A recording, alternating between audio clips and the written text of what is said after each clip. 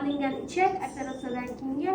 Ayol kishi, demak 45 yosh, bularda 20 yildan beri ich qotish kuzatilgan.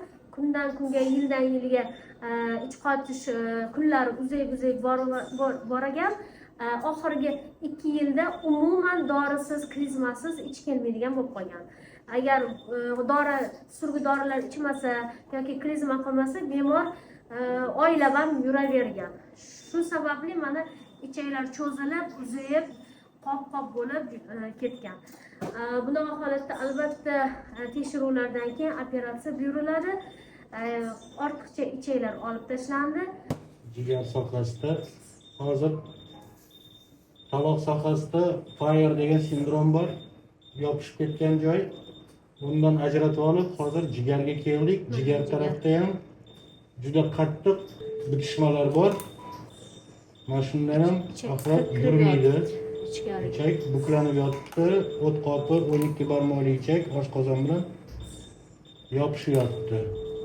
Shuning uchun bu yerda yarim ichak olib tashlagan bilan foyda bo'lmasligi ehtimoli bo'lgani uchun butun ichak olib tashlashga qarab ketdik.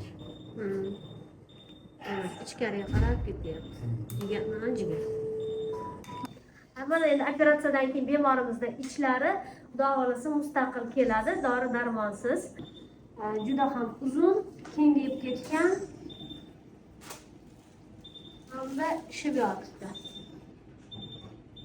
Bo'yim bilan teng.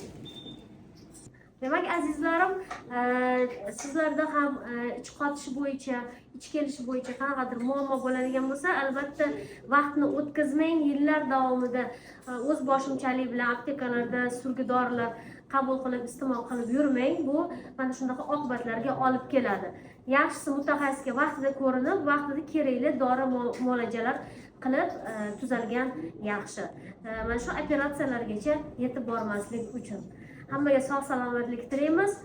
Bemalol murojaat qilib kelishingiz mumkin.